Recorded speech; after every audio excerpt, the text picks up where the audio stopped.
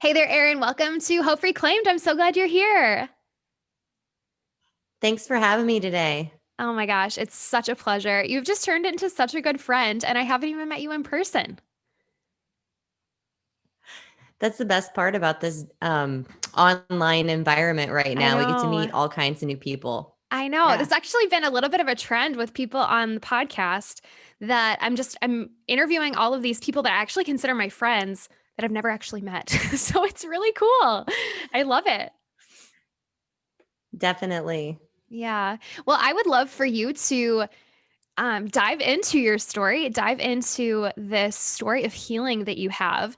But first, before we do that, why don't you just share a little bit about who you are, what you do, what fills your days, and then we'll get into the good stuff. Thanks so much. Yeah. So, for those that don't know me, I am a mom of three. I have a 21-year-old, a 13-year-old, and an 8-year-old that keep me busy most days. And right now, we're navigating the world of distance learning. So, by day, I'm a hall monitor. And also in the past year, I've been able to start helping people navigate life after loss as well as a life coach. I spent 10 years of my life helping people prepare for the unexpected in the financial services world. So now to be here in this capacity to actually walk people through this life after loss has been super rewarding and healing for my own personal journey. Yeah, it's amazing how helping people, and I know this from my experience, but then also from a lot of the stories that we hear, there's this other level of healing that takes place when we extend that helping hand to somebody else. And there's something so powerful about sitting with someone else in their pain as we're still healing and taking those steps for ourselves. And I know that that's a part of your story. So I would love for you to share briefly the what happened, and then we'll dive into what God did. Yeah, when we were talking before this, it's hard to narrow down everything that we've been through in life, Yeah. right? So if I had to sum it up, in 2015, July 8th of 2015, my husband Andy died suddenly in a workplace accident. My kids were 15, 8, and 5 at the time. And while, I'd spent my life preparing people for the unexpected, nothing can could have prepared us for the aftermath of the loss, the Yeah. shock, the overwhelm, but also like the support that was wrapped around us and during Mm, those most difficult times. And I thought that the worst was yet to come whenever I had experienced the loss of my husband. But as I shared with you, in 2020 wasn't just a time of the pandemic for me. It also led to the loss of my sister, my mentor, my best friend, and my 16-year-old niece as well. So this process of just navigating life after loss between my husband, my sister, and yeah. my niece has been one of faith and trust for sure. Wow. Yeah. So 2015, you lost your husband. And I just want to Mhm. say I'm so sorry for that loss. I cannot even imagine that, especially facing that with young children. I don't even want to imagine that, and I'm so sorry. And then that compounded 5 years later with the death of your sister and your niece. My gosh, that's so, so heavy. How have you been processing grief, or what did the process of grief look like for you? In the beginning, it was very easy to get consumed with all the day to day, all the Yeah. day to day stuff. When your checklist runs out, then you're faced with all the reality and the emotions that come along with Mm, it. Many of my days in the beginning were spent with God asking why. I have always been a believer and I feel like my faith is strong, but I still didn't fully understand.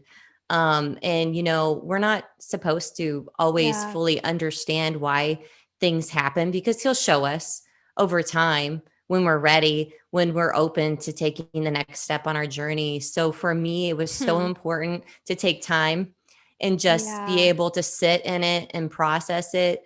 although I tried my hardest to stay focused and busy and get back to work and do all the day-to-day things that could keep me distracted, where I needed to be was home. And 2 years after my husband died, and working almost full time and just taking care of the three kids, I realized, like, even though I really truly felt like God had led me to the career that I had, He was also leading me in a different direction. Hmm. And I needed to be home. I needed to be home with my kids.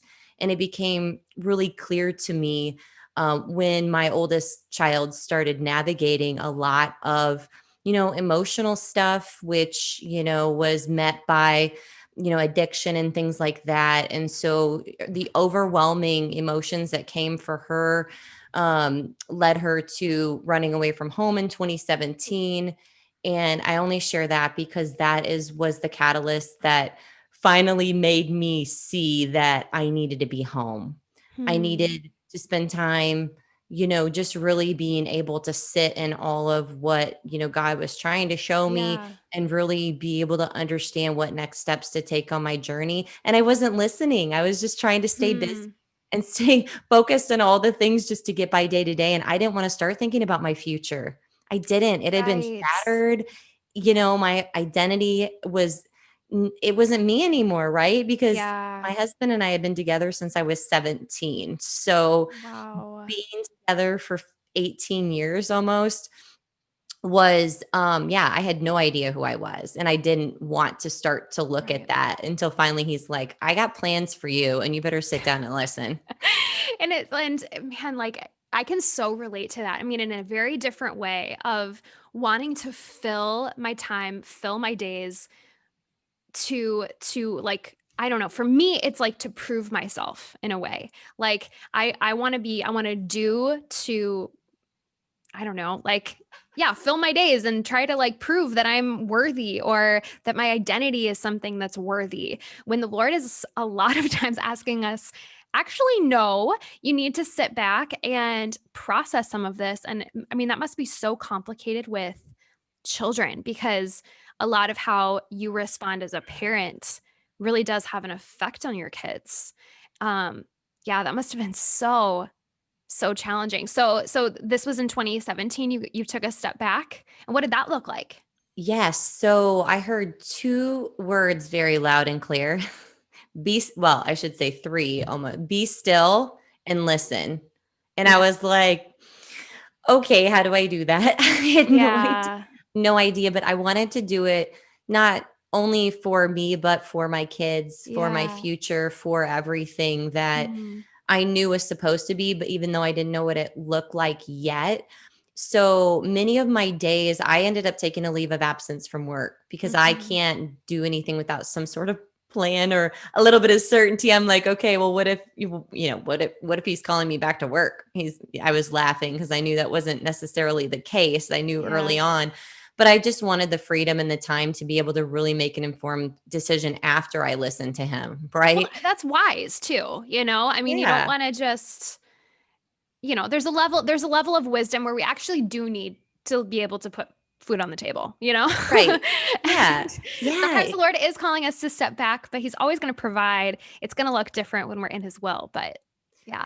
Yeah, absolutely. So many of my days were met in prayer and meditation because I needed to literally be still. I mean, with the world around us and all the busyness and Yeah. having three kids and trying to figure out everything that I needed to do, um, I had to take that intentional time before they Hmm. woke up in the morning.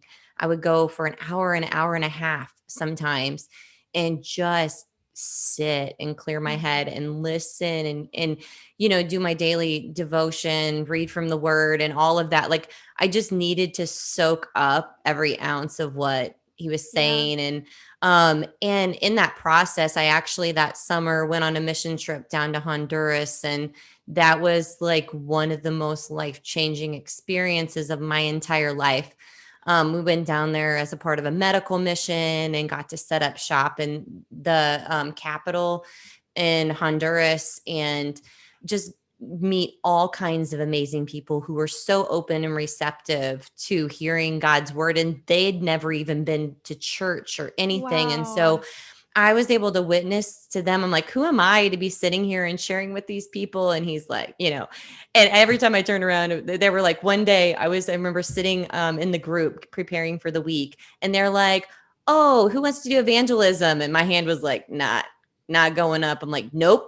And so I was trying to like get in on the concrete work. I'm like, put me as the dental assistant. I'll do Yeah. anything but evangelism. Well, guess what? They needed somebody from evangelism like the last day. Yeah, because Or like when nobody wants to choose that. It's extremely uncomfortable. Actually, that's not true. I do know some people that would really want to choose that, but it's a very uncomfortable position. Yeah, absolutely. And so they put me in evangelism, and Oh my just gosh. amazing, amazing things happened and opened my heart in Oh, a way that I hadn't had it opened in a long time. And it was just what I needed during all of that, you know? yeah. And so, that journey of just sitting and being still, like I started to get a Mm. little impatient. I'm not going to say that, oh, like I heard him and then I listened completely. I am human. If So only that was our story. Like, yeah, and then I yeah. heard the voice from the Lord, and then I was, you know, totally in line. Yes, yes. I I can't never re-listen the first time. I'm Yeah, talking to no. myself here. I know. Yes, yes. And so I took a little Yeah. detour along the way, but I learned Yeah. very quickly that he was using that for me as Hmm. well, because I knew exactly what I was not supposed to be doing and what I Wow. needed to be focused on. Good. And once I like relinquished control and just gave up, like, okay, not gave up, but I just gave it all to him. Like a week later, I had somebody walking into my store, my stores that I had opened in a town nearby. And she said, you know what? Your name came up in a meeting this week, and we'd really love to get you connected with the young widows in our city. We need help, bringing more into our organization, and we want to reach them. Can you help us? And I'm like, okay, that's a perfectly clear sign Yeah. that once I said, all right, Lord, I'm yours. I know you want to use me for this widow community. And he's like, yep, here you go. And then it just was Hmm. step by step after that constant validation that I was living in alignment with where he wanted me to be. And I've just never had so much peace and certainty once I relinquished all of that and just said, okay, use me however you want, Yeah. Yeah. I think we all do, in a sense, kind of need to go through that process of trying it on our own, you know? Like for me, it was a little bit of rebellion of like, I just need to try this on my own. I need to see if it will work. And I'm, trying to heal by ourselves. And then coming to that place of surrender and saying, okay, I can't actually do this on my own. So, Lord, I need you. Use me however you want. And if I actually listen to your word, which said, be still and listen, or whatever that word is that we need for the season, once we Mhm. actually listen to that, the Lord's so faithful to then give us that other level of healing, like that next layer that we actually need. And for you, it sounded like it was this extending the help and encouragement to somebody else going through loss. Yeah, I mean, that's absolutely. powerful. Like you had that desire to help and to extend something, but we can't do it on our own. Like we have to listen to his word first, and then it's going to be able to come. Like he let you be ready for it. Absolutely. Yeah, So cool. I totally agree with all of that. And yes, be ready for it. It's not our Yeah. timing, it's his timing. It's always the perfect timing, even though that we want things to be done on our I have to just take a step back for a second and think about my children, or Mm. even when we were kids.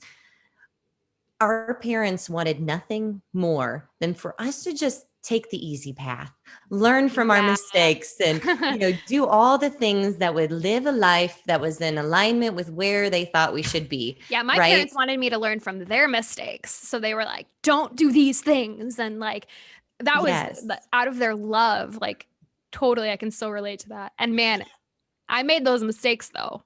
Yes. Yeah, but Yeah.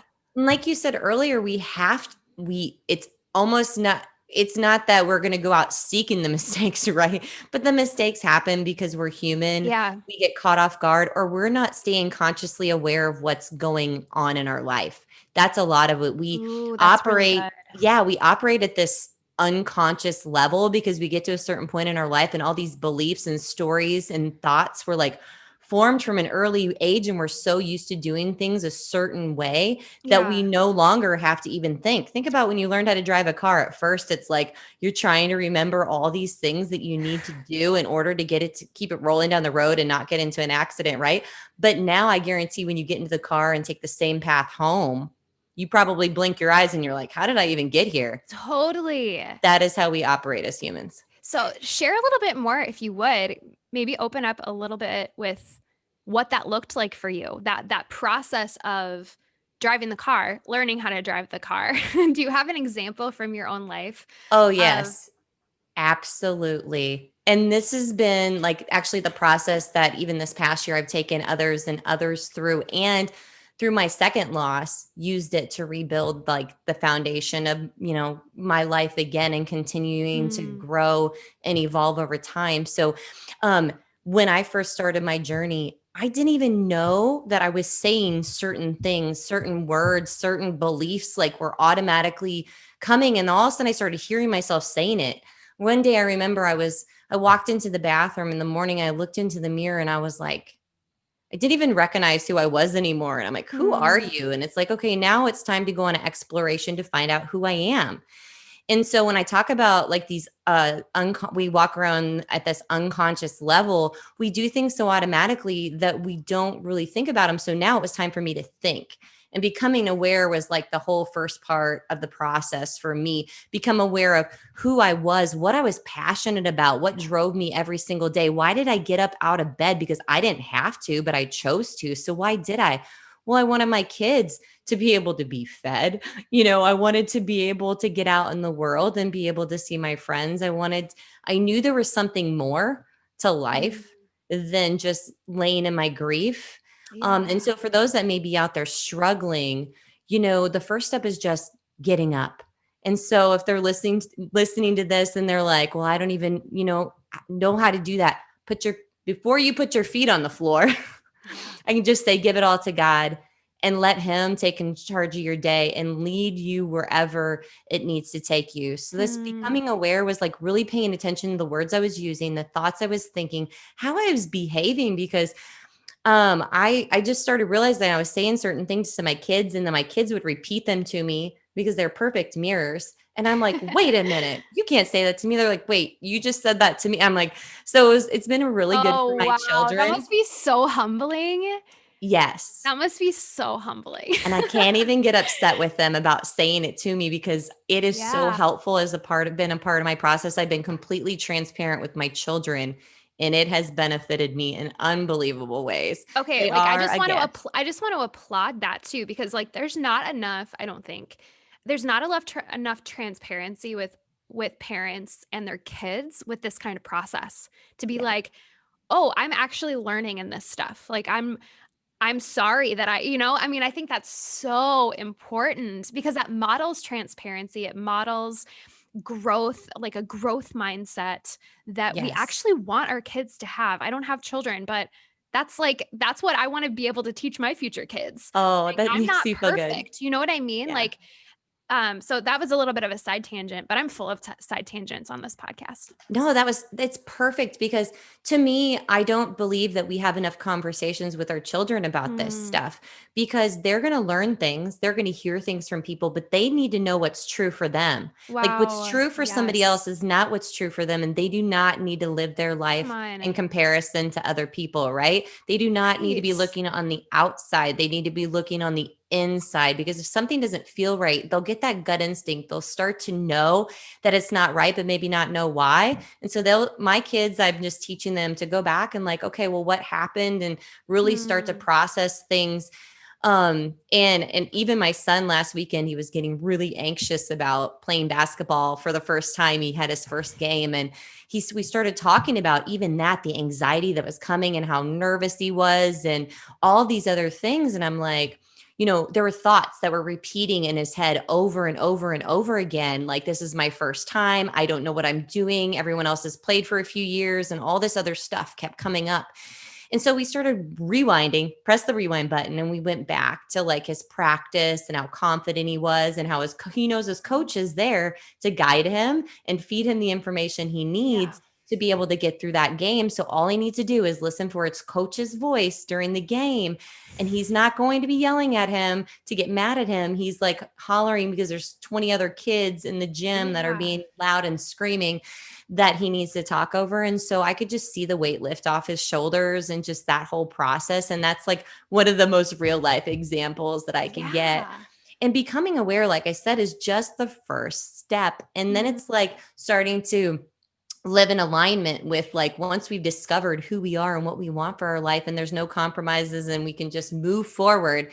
And even if we don't know where that is now, like, let's start to get some clarity. Like, if I know in the Yeah. beginning, I knew God wanted me to make a global impact on the widow community, I was like, that sounds really huge and scary.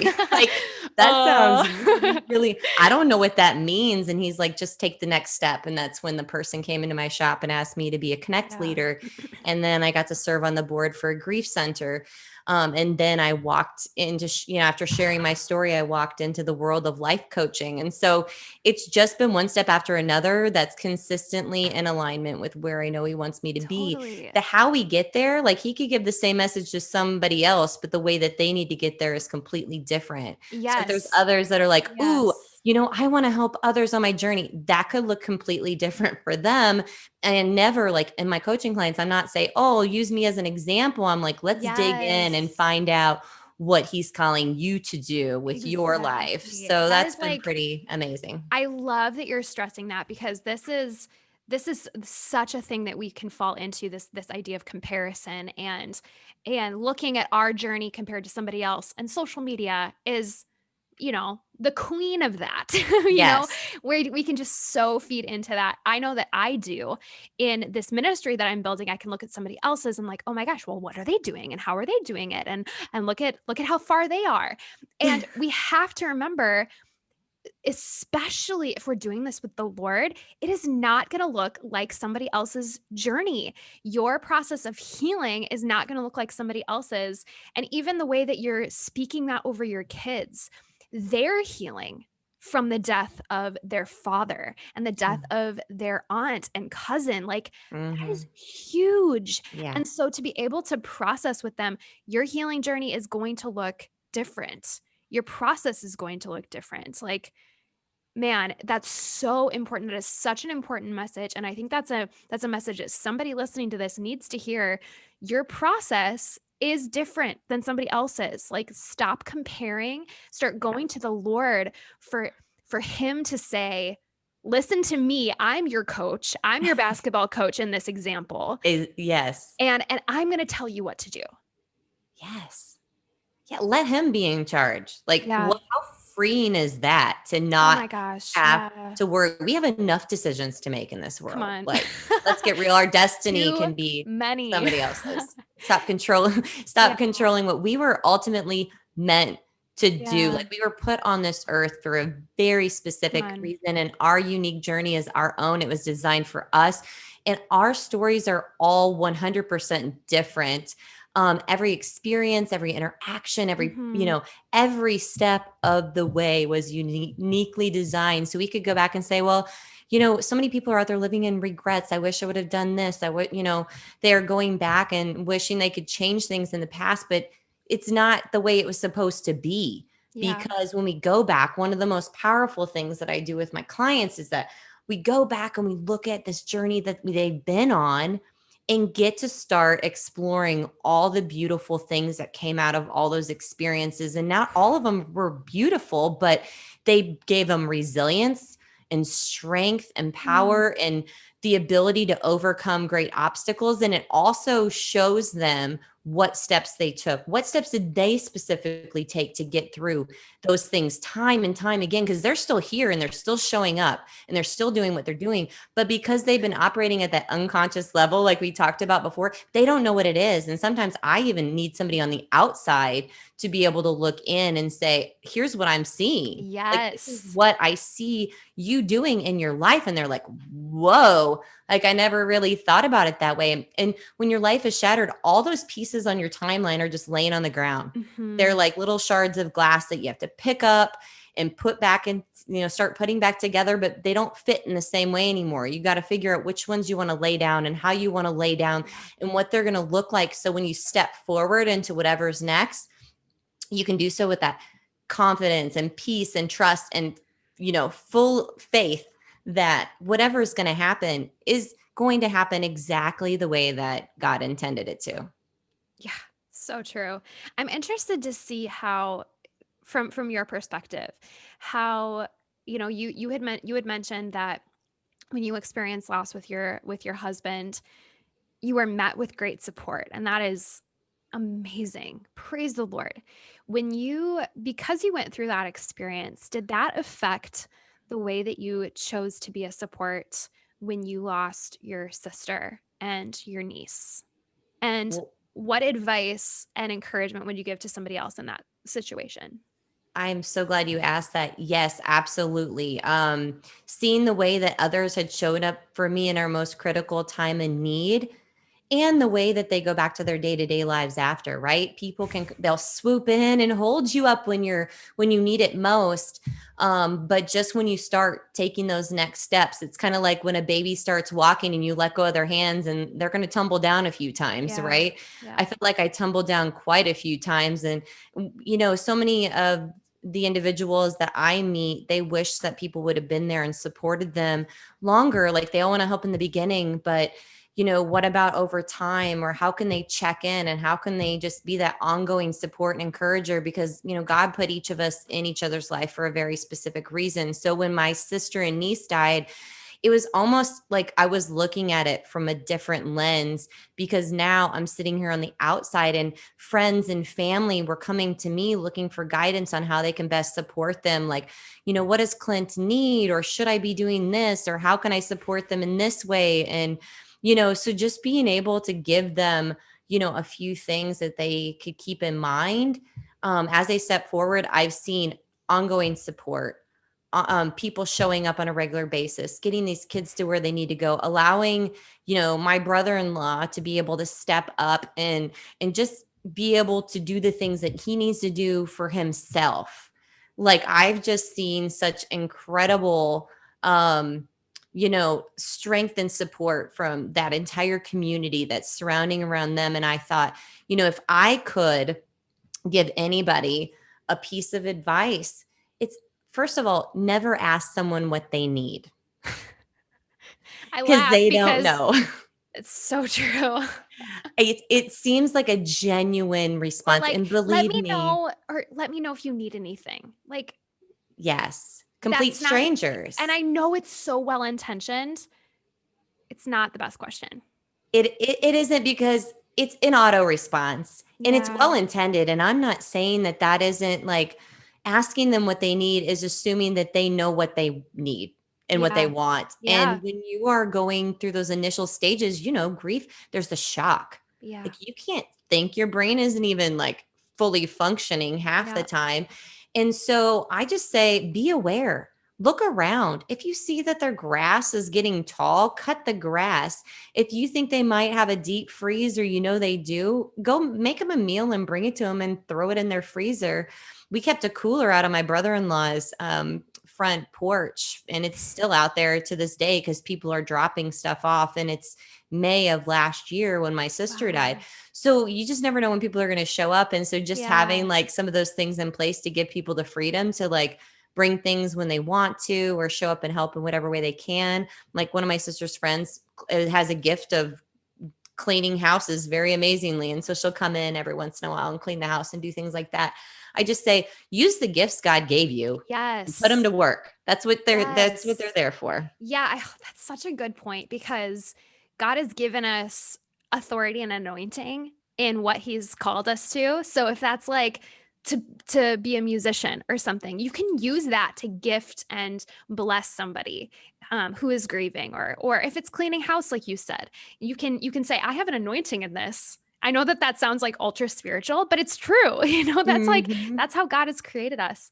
Yeah. But this reminds me, this is a long time ago, my first season of the podcast, I had a woman on who had tragically lost her husband as well, with two kids, and she was saying for her, so many people rushed to give her food, and that actually brought her more anxiety because she wasn't able to eat, because her response to grief was completely losing her appetite. And then she got anxious because she was like, oh my gosh, I have all this food that's going to go bad because it couldn't freeze and all this stuff.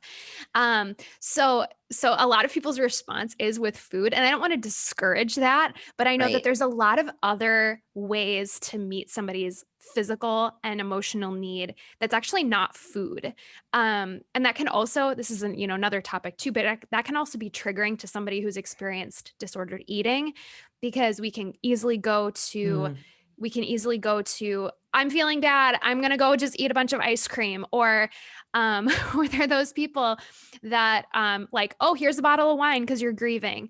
That's actually not the best way to give support. I mean, this is obviously different than bringing somebody a meal. I right. understand that. Yes. But I think it's just really important to think about this when we see somebody grieving. Say, what's actually needed here? Is it to go and cut their grass? Is it to go shovel their driveway if it's winter time? Um, is it to come and sit with them and watch a Mm, movie? Or just to set a reminder on my phone. And every Tuesday at 10 a.m., I'm going to text them and say, I'm thinking about you. I'm praying for you. I love you. yes. Like being consistent. There's these a lot of different ways that we can bring that support. I think it's important to think outside of the box a little bit. Absolutely. I 100% agree. And I love what you said. I was thinking about this after we talked the last time. And yeah, sometimes just showing up Hmm. and making people in their time of grief feel seen and heard. Yeah. Um, Sometimes people just come in and they just say things and they aren't really listening. And that's where Yeah. I said it's time to wake up. And part of our Mhm. own journey in supporting people in their grief is being aware. Just like the people that are Wow. grieving, right? They need to be aware of what's going on in these people's lives. And while things may look like, they're all okay on the outside, they're still like, I love what you said about just texting every Tuesday and, hey, I'm praying for you and checking in. Like those little things mean everything. Yeah.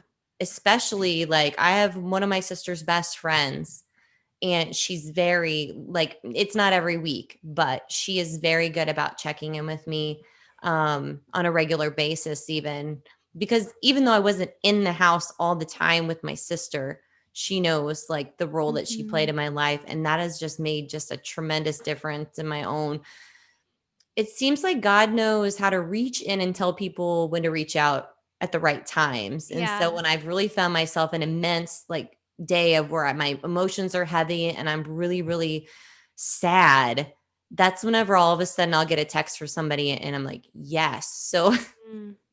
it's just super powerful. I thought I would just share that. That's beautiful. And that, I mean, for me, that makes me want to really be sure that I'm plugged into the Holy Spirit so that I can be that person, that I Yeah. can say, Lord, do you want me to reach out to anybody right now? I want to be available for that. That if that's not high in my radar, that I have a close friend that has gone through something hard right now, but is there a way? Is there somebody that I should just be reaching out to right now? I want to be able to be plugged into him in that way, that I can be Yeah. that. I think that's a good Yeah. prayer. So Absolutely. you have an amazing program that you're doing right now. Um all about becoming the person that we're supposed to be after this loss, right? Yes. I mean, this Yes. is like the heart of really healing from grief, which is stepping into our true identity aside from loss, like before loss, but then also taking the loss and saying, let's have this launch us into who God has created us to be and becoming who God has created us to be. So I'd love for you to Mhm. talk about that, and just share a little bit about what this program's all about. Yes. Well, thank you so much for bringing that up. And actually, it's launching today, and I'm getting people signed up for my group next month. So I'm really excited. It's the Becoming You group coaching program for widows. And I am super excited because we're going to be talking about many of the things that I've shared today. So it's all about becoming aware. and becoming aligned with who we were created to be, even if we don't know who that is yet. Like there's Yeah. little indicators along the way that give us clues when we sit and listen, right? Yeah. And then it's really like really stepping into the becoming you part of it, the identity, and being certain and confident. Like it doesn't matter what happens. Our kids are going to grow older, they're going to graduate, they're going to move out and start their own families. There's going to be more loss, there's going to be Mm. heartache, there's going to be disappointment, there's going to be so many things, but that does not change who we are and who we're created to be. As humans, we get oftentimes wrapped up as like, I'm a mom. Yes, I'm a mom, and I'm a sister, and I'm a friend, and I'm this, Mm. that, and the other. Those all make up parts of who we are, but it's not all of who we are. Mhm. And I think we lose ourselves in that so many times. So And so being true. able to step back and see this, it's like, oh, there's more to me than just this loss. I've lived a whole Yes. life, and there are beautiful moments and there's sad moments, and there's all these things that we can now take from those experiences, as I said earlier, and really start to map out what we want for our life, and let and then just kind of start stepping into that. And it's not setting all these major goals. Like I see people set New Year's resolutions, and those are great and all, but it's more than that. It's creating these pillars within ourselves that we can then use to be able to really confidently, no matter what, with great certainty, move into all these things that are coming. We're more equipped, we're more prepared. I did all that work. I went through this Mm. process over and over again. And whenever I hit that loss last year, I went back to like not doing. I did what I needed to do, but I knew in the early stages I needed two things. I needed to be able to sit and feel whatever I needed to feel, listen, and know that God's there to strengthen me no matter Yes. what. And He placed people in my life to surround us and provide a protection of support like no other, because that was all going on when everything happened in Minneapolis, and there's lots of chaos in the world aside from this loss. And so Hmm. there's all these different pieces that we get to use to really rebuild our life after loss. And it all comes down to, what I want, even those that haven't experienced loss, to know is you don't need to wait. Now is the time to just tear those walls down. Okay. Tear Yeah. them down. All those thoughts, those beliefs. It's time to like tear it all down and pick up the pieces and start to really lay the foundation for Yeah. whatever is That's for you. that's so good. And the power of doing that with someone else that's not in it with you is a really beautiful thing. Someone else, like a coach, like a counselor. I mean, you're a life coach, so the way that you come in to say, I'm not sitting in the pain with you in that same way. You're not emotionally invested or emotionally. I mean, you are emotionally invested, but you're not grieving yourself. And so you're able Right. to sit back and say, I'm so sorry for what you're going through. I've been there. I know how hard this is. I don't know exactly what you're experiencing. However, you're able to help them sort through those broken pieces. Mhm. And that's actually a really beautiful process because it can feel so overwhelming when we're experiencing loss and grief from the death of a spouse, a divorce, or a broken relationship, a loss of a job. Like these shatters of our lives can be Mm. just strewn everywhere, and you're like, how the heck am I supposed to pick these up? So to Yeah. have somebody like yourself to come in and say, let's sort through it together, and let's do that properly, and actually take steps together, Yeah. like actually get out of bed, like you said at the beginning of the episode. Like, you can do it, you can actually get out of bed. Yeah, absolutely. That's the first thing. Like you're making choices every day, whether you know it or not. Like the first choice you made is to show up.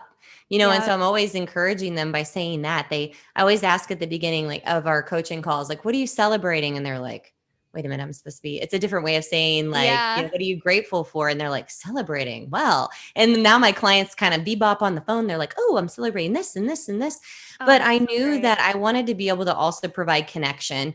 And so this group coaching program I'm putting together that I'm launching for the first time, I'm really excited about, because there's going to be a small group of women who are navigating a very similar journey, going through the same process, that will be there to encourage and support Mm, and love on each other along the way. So so cool. it'll be 6 months, because, it is a process, and we are building a Mhm. foundation, and we want to do it slowly, Yes, not this is not an rush into it. overnight thing.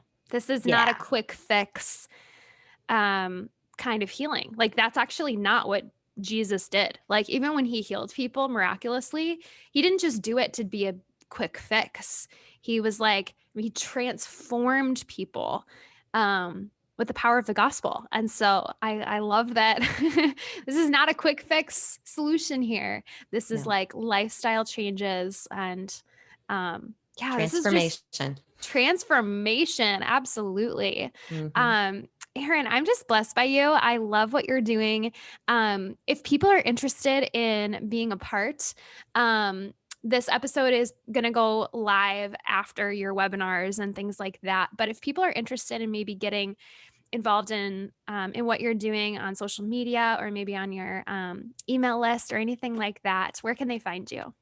Yeah, so I'm guessing you're going to drop it in the details, but Mm-hmm. you can find me Erin Hente on Facebook, Erin Hente Coaching.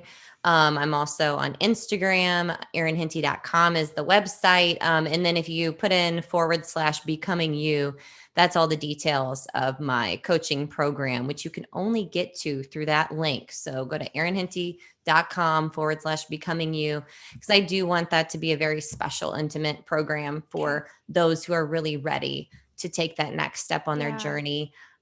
So yeah, that's where you can find me. That's great. Yes, like you said, those that information will be in the details in the show notes of this episode. So if you'd like any more information about that, you can head over to the show notes and find that. But Erin, I'm blessed by you. Thank you so much for sharing your story, your healing journey, and yeah, and the revelations that the Lord's given you as a result of the painful experiences of your life. Yep. Thank you. And I could brag all the same on you. It's been such a blessing to get to know you, and that we can support each other. God's Amen. called us in similar yet different ways, right? And Yeah. so to be able to show up and support each other throughout this journey has been super wonderful. So thanks for having me. Absolutely, dear.